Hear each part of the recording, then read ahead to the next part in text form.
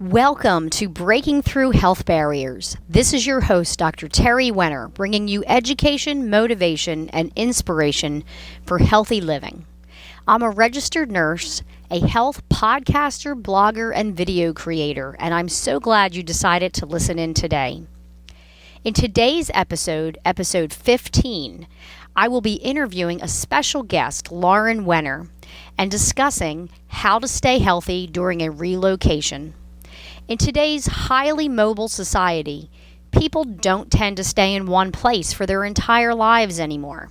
And for many people, this is a very challenging, unsettling, and even unhealthy time of their life.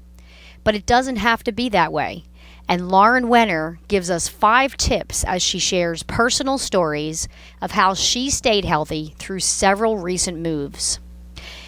For those of you realizing that I missed a podcast last week, I intended to air this podcast about 2 weeks ago, but due to a recording problem, the sound quality was so horrible that I really didn't want anyone to have to suffer through it.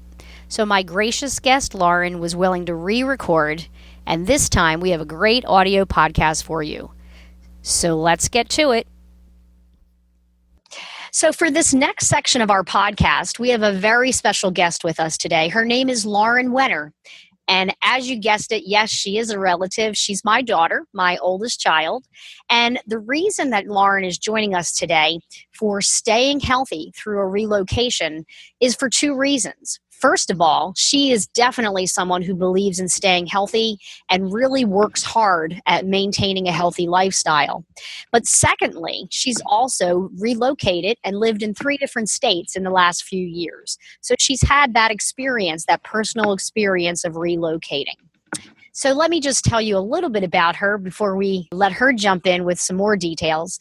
So Lauren recently graduated a couple years ago from King's College in Wilkes-Barre, Pennsylvania, and she was a double major.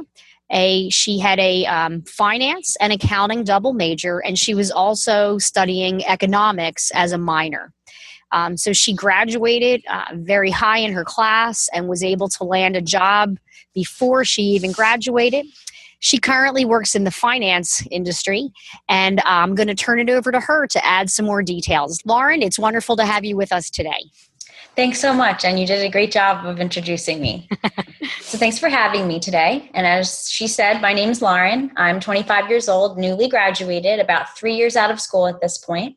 I did go through both accounting and finance degree programs at King's College, and I was fortunate enough to start my career right after college with Campbell Soup Company for about 2 years as an auditor, and I was able to travel the world, even got to hit my bucket list country, Australia, within the first year of me working there. So I certainly had a great experience coming right out of college and using my education to the fullest. So this job had actually had me moved from the Philly suburbs of Pennsylvania to the Philly suburbs of New Jersey. And so even though the move didn't have me leave my comfort zone, so to speak, it was the first big move for me after college. And it was 50 miles outside of where I felt most comfortable and familiar. So I consider it to certainly be the first relocation that counts. Since then, I've been working with a well-known subsidiary of Campbell Soup, Pepperidge Farm, as a financial analyst that supports the sales team up in Connecticut. I moved to Connecticut in about June of 2016, so that's almost a year ago, and I moved from Mount Laurel, New Jersey to Brookfield, Connecticut. So this was about a 3-hour drive, 150-mile change, so it certainly was a big deal, but fortunately, I had mastered the relocation process before by conquering it back in 2014 when I moved from Pennsylvania to New Jersey, and I was certainly ready to take my skills to the next level on this. So it was certainly an awesomely fun journey for me, and I'm excited to help those listening today with the process. Well, thank you for expanding on some of the things that I shared. So, Lauren, you're the ideal person to talk about this subject. I think everyone knows that moving is a difficult thing. You know, some people might only move from one apartment to another in the same town, which isn't quite as challenging, but you actually picked up, loaded up the trucks and the vans and the cars and everything else, and off you went to a new town where you didn't know people and you didn't have connections, and, you had to establish new relationships and new things. So I know that you've been thinking about this topic for a little while now, and Lauren has shared with me before the podcast that she feels that there are 5 highlights that really describe well how to make a healthy transition when you have to relocate. So Lauren, why don't you get started and tell us what that first tip is? Sure. So I'll start with a couple disclaimers before I really get into the meat of the discussion. I am independent and I'm young without a family of my own. So as I've made these relocations and these moves, I've certainly been without certain priorities and certain facets of life at this point. And so some of the topics that I talk about might relate to you more or less depending on your situation, but I thought that I'd put that out there. And secondly, I'm an apartment renter. I'm not in the arena of homeowning at this point in my life. I plan on having several more relocations before I settle down for good, whether it be different towns or different states, maybe even different regions of the country. I can't be quite sure yet. But what I do know is that I'm not in the business of sticking around anywhere for a long time. So every relocation that I've made, I've been in the knowledge of only being in those places for up to 2 or 3 years at a time. So of the 5 points I'm going to share, I would say that the main theme to keep in your mind while I'm talking about these things is that it's all about surviving the research process. There are piles of research on the internet that have to be done, lots of word of mouth conversations from talking with people you know that happen to have experience in the areas you're moving or just in the general experience of moving itself. You have to be heavily concentrated on the things that matter most to you. And it's actually when you find out the most about yourself, when you realize what matters to you in changing your comfort zones. So I'll start off with the first point, which is to have fun in the driver's seat. This is an awesome opportunity for you to be as picky as you want based on past experience or maybe based on wish lists that you've had in your mind for a while. And it kind of really triggers you to pick things intentionally. I'll give you a personal example. I love walk-in closets. It's something that definitely tags along with my girly personality, but it's something that matters to me. It's not only storage, but it helps me keep myself organized, which is something that I'm not always the best at. So I wanted to be sure that that came with the apartment that I moved into. And every time that I would go out and think about what apartment would I want, those were the things I would keep as a top priority. So how did I even start this process? Well, I think the internet actually serves us well in a lot of ways. And I became best friends with Zillow.com, which was my personal choice for researching apartments. And I'll tell you that my process was certainly long, but it was a process of elimination. It allowed me to show what mattered and really gave me a good expanse of options. So what I did was I went on Zillow.com, I looked around, I was able to narrow it down to about 8 or 9 places that look good on the internet, right? Because pictures only say so much when it comes to the real situation. So then after using careful critique of both good and bad reviews online, I planned a day trip and I tried to make a fun day out of it to go and do drive-bys of the towns and the neighborhoods for the top 5 that really appealed to me on the internet. So again, this might not be as feasible for you depending on how far you're moving, but hopefully you're able to have that experience to get yourself out there in the town that you're hoping for. So after you go through those drive-bys of those 4 or 5 places, you start to realize what makes most sense to you. And hopefully you'd be able to plan some on-site visits with the top 2 or 3 so that you can get to know the rental community. You can actually get yourself into the units and see where you feel most successful. And at the end, you put in applications on your favorites and hope for the best. And as simple as it might sound, you actually do, like I said, learn a lot about yourself and you get yourself running in the right direction. Thank you for that explanation of the fun that you can have in the driver's seat. You know, I think sometimes people get bogged down by the burden of moving, you know, all these things that have to be done, all these boxes that have to be packed. And for people who have families, you know, what school district are we moving into? But at different phases in your life, your priorities will change. And as Lauren mentioned, you know, she found that she actually really liked walk-in closets. Now, mind you, she didn't have one at our house growing up. And I don't believe that you picked that out specifically in your first apartment, but found that you really enjoyed it. So that's a great approach to use this as an opportunity to really go for it and figure out what you want and look all over the place and try to find it. Lauren mentioned a website, Zillow.com. That's spelled Zillow. And I will also be including that in the show notes for you so that if you want to use that website, you can check that out as well. So Lauren, what would be the next thing on your list? Well, of the next topics, I will speak about keeping your fears in check. What you don't want to do is let your fears hinder you from the greatness of change. So when I moved, both of those times, I moved for a career opportunity as well as a relationship opportunity. Now, going in with that mindset puts you in a fearful state because you realize that at least one of them may not work out.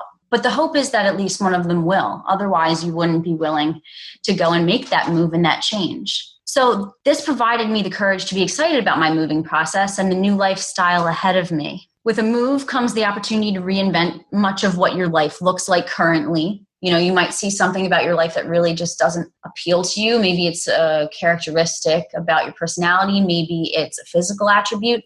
But when you do move, you know that it could kind of propel you into the life that you've really seen for yourself.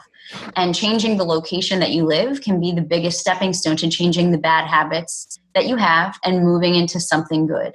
So I think it's essential to keep in mind here that fears exist, and fears actually can be very successful in motivating you to do the right thing.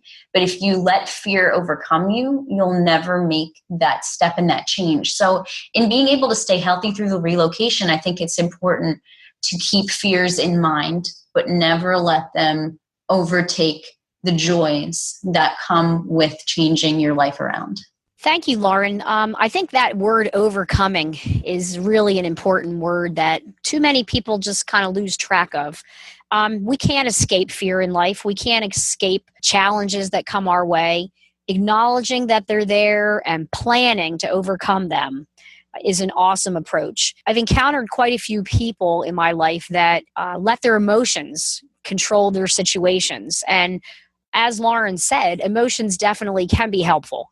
If you're in an unsafe place and you're starting to feel, like someone's following you and it's not safe, you better get the heck out, and that can be a very good thing. On the other hand, if you let fear paralyze you, that is not going to be beneficial. So acknowledging that the fear's there, planning to overcome it, step over it, and continue moving forward regardless. Okay, now our next item, number 3. Lauren, what do you have for us here? The third point I have is to get excited for your new season of exercise. So I'll start right off in saying that exercise prior to high school wasn't even in the picture for me.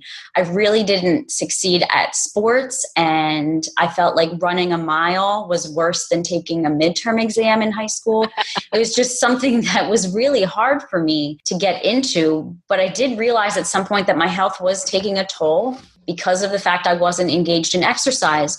So I did start in junior and high school going with some intramural sports, some lowly competitive sports to get myself into the mix. And that's a part of my life I'll never forget. It taught me discipline, and it definitely taught me how to stick with something even when it's not the best situation in your mind. After junior and high school, I went into obviously the college lifestyle. And in this way, I was able to access the campus gym, and I mixed in some occasional 5K races for benefits and different not-for-profits, and having even nature hikes in the area. And the combination of all of those things really just put its own season in my heart. The campus gym was throughout the week. The 5K races were on the weekends, and the nature hikes were whenever I needed to take a moment and step away from the stressors in life. So college definitely had its season of exercise that was memorable. When I moved on to Campbell's, I had the access of having a gym located in the lower level of the building that I was in. So on lunch times or even in the morning or after work, I was able to go to classes for about 45 minutes, just work out my stress from that project on the treadmill or the elliptical or whatever I felt would give me the best amount of energy for the day. So I definitely benefited from having a gym so close. But then when I moved to Pepperidge Farm, it seemed kind of different. I didn't really have the options for sports. And I didn't have a campus gym like college or Campbell's did. And 5Ks aren't familiar to me in places that are outside of the New York City area because they can be very, very large, hundreds of thousands of people.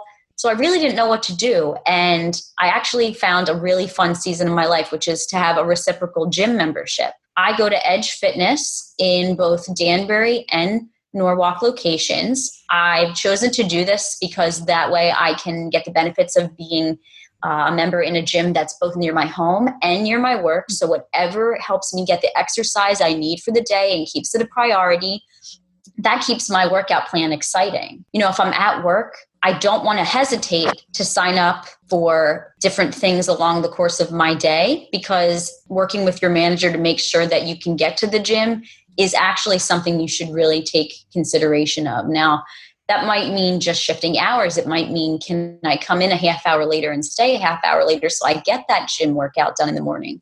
It's something that I think is very easily overlooked to say, I can skip a day of running, or it's not necessary for me to make that class today. But I guarantee you that you'll later regret it, because it really sacrifices the amount of energy and gusto that you have throughout your day. And if you're not at work with the gym membership that you have, I would suggest shopping around for a local gym and workout clubs in your area.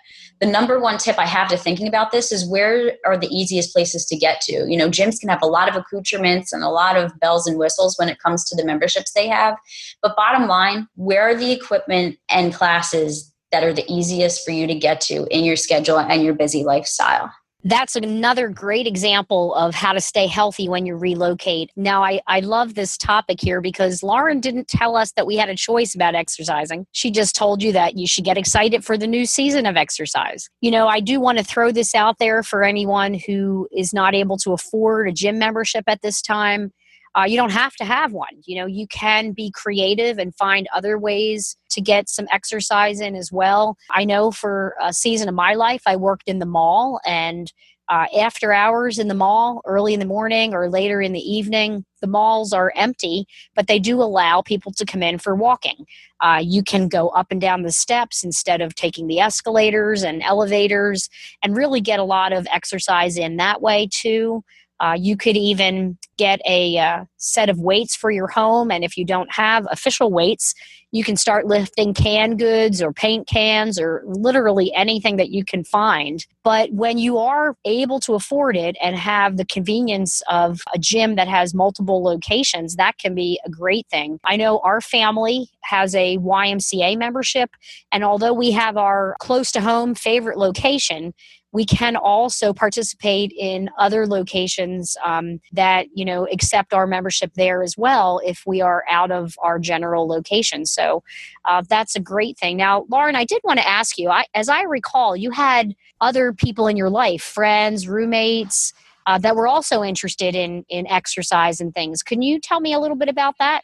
Sure. Well, one of the ways that I really got interested in getting the exercise again after, slacking off, to be quite frank, my roommate in college, who I had for about 4 years, was an athletic training major. And it was her job to know all of the muscles of the body, to know how they're best used, how they're best exercised. And, I was able to trade services in a way, because I had the accounting and finance background and she wanted to learn how to budget. And just as I found out that she's now budgeting herself, she's also found out that I am exercising much more than I ever had, even when she had first met me. So I think what's best to know in this example is that keeping people in your life that will positively influence you to do the things that you can't do alone is a really powerful motivator. It's something that shouldn't be frowned upon. I think at times we can get prideful in thinking maybe we can do this better than, having the help of all these other people in our life. But I wouldn't shy away from it. I have friends that love to do 5Ks, and I'm doing a 5K with one of them in a couple weeks. And it's special to get to experience those seasons of life with the people that you love. So I would highly recommend just keeping people around that will lead you in the right direction when you're likely to fall off the path here or there. Yeah, I mean, exercise needs to be done regularly. And, I've had a few people in my life kind of point out that being dedicated to it and continuing to do it regularly is more important than having one or two awesome workouts. So, having people in your life that can help motivate you, get you on board. For our listeners out there, I do want to openly admit that we did not have a very healthy lifestyle for all the years that my kids lived here in our home in Pennsylvania. And it was actually my children that started to get healthy first. Lauren and then my son Jonathan, they started going to the gym and started eating healthier. And, it was mom and dad that had to kind of get on board with the healthy eating and healthy exercise plan. So they were a good influence on us. And in college, they had other people that helped motivate them.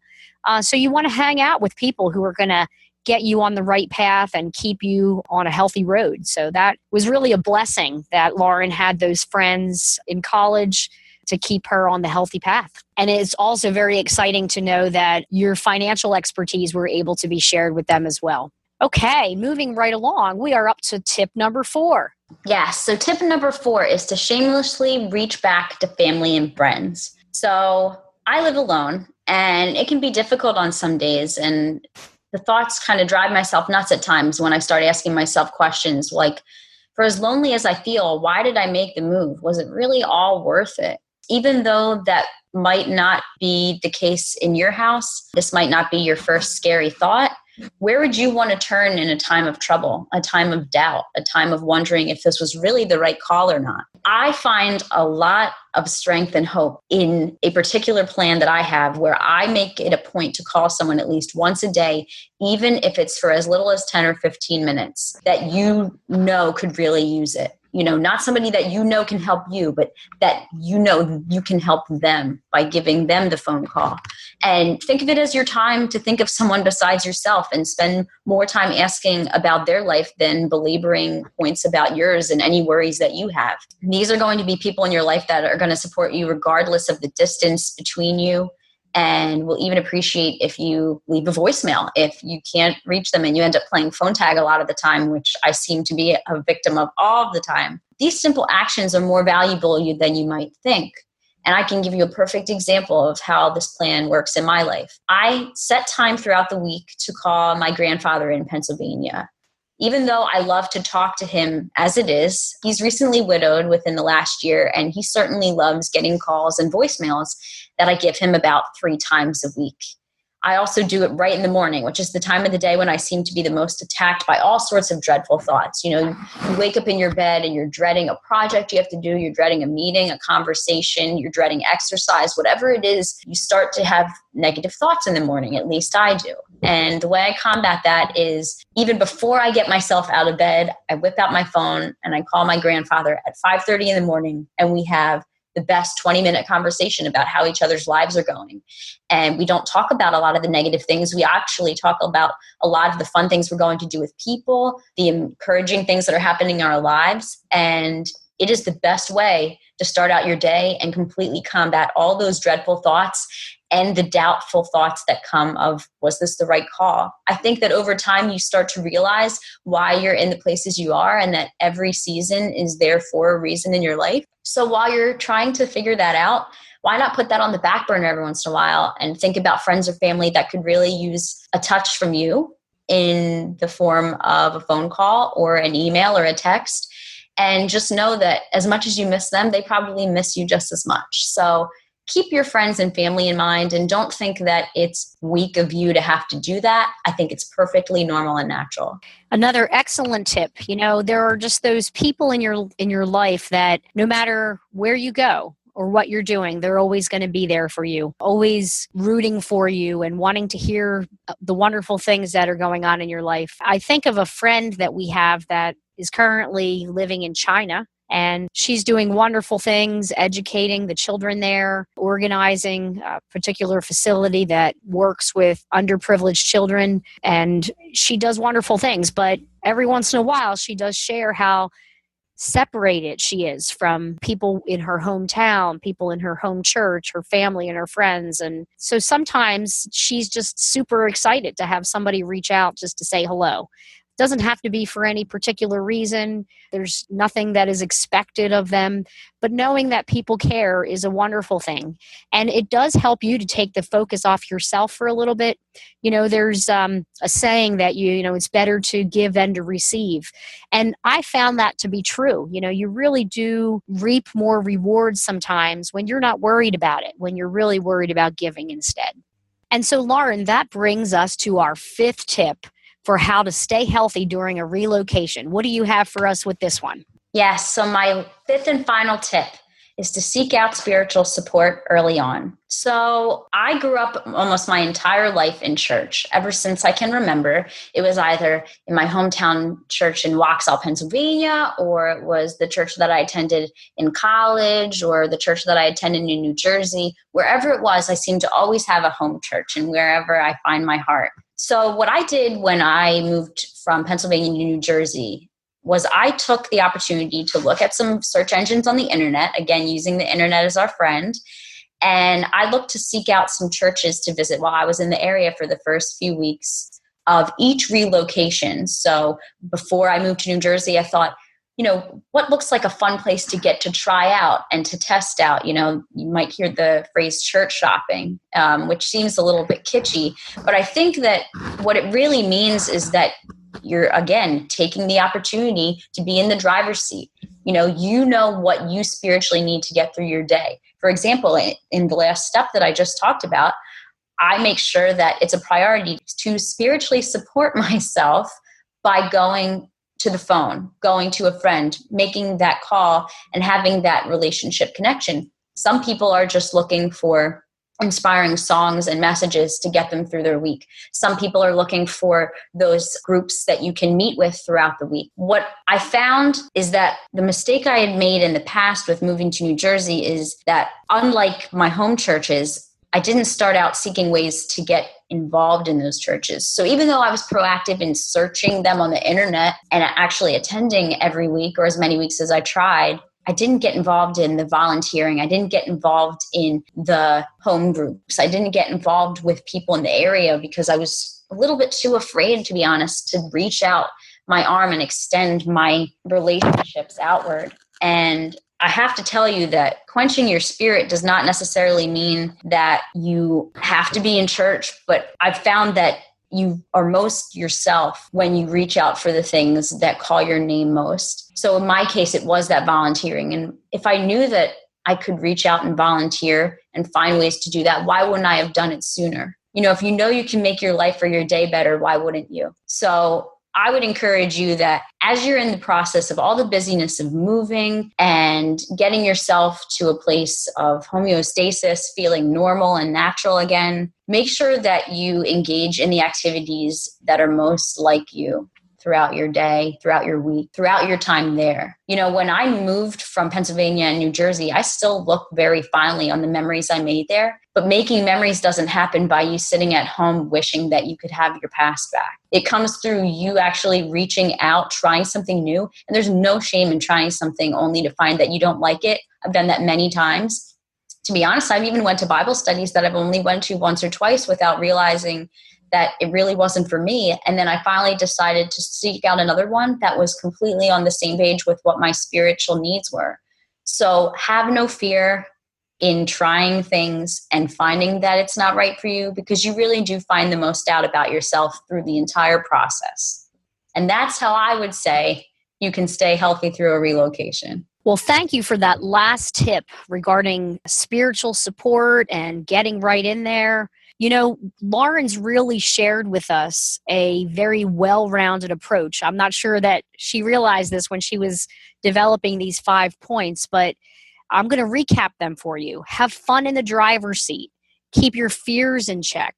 Get excited for your new season of exercise. Shamelessly reach back to family and friends. And fifth, seek out spiritual support early on. Her suggestions have really captured physical, emotional, and spiritual well-being. And as I've said before, we can't overly focus on just one of them. It's important for us to attend to all of them. And certainly different days, different weeks, different months, some of those things come out in the forefront and they need to be attended to in a more focused way. Than at other times. When you first joined the gym, I can recall the first time I lifted weights at a gym, I felt incredibly stupid. Everybody must be looking at me. In reality, no one really cared, and I didn't really look that silly. But, that can be something to overcome. And then another day, your emotional state is being attacked. And another day, you might be feeling disconnected in a spiritual way, not involved in a church, listening to pastors' sermons and getting involved in Bible studies. So although the focus can shift, I think it's important to encompass all 5 of those areas as a part of being healthy through a relocation. So, Lauren, is there anything else you'd like to share with our listeners today before we sign off? I think that I'd like to just make the last point of making this about you. And I think that might sound a little selfish, but hear me out.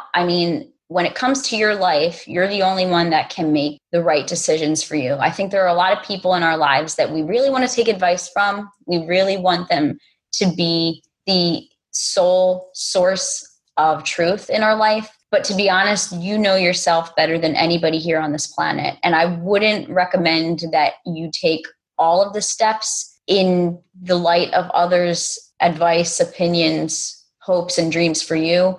Think about yourself and think about even beyond the move. Just think about how things can change if you put your mind to it and if you give yourself permission to be a little bit self-caring, a little bit self-aware, and a little bit joyful, to be honest. It's easy to get very depressed about all the things that we've going on and just get so tied up in our problems. And no one likes to be depressed at all, much less a week or a month or a year. So make it your time when you move and make sure that you set yourself up for an amazing season of life. That's an excellent point to end on. We are driving the ship. We're driving the bus. We shouldn't just be blindly following what others have to say about what we should do or where we should live or where we should go, who we should be friends with in life. Really, we are the ones best qualified to make those decisions.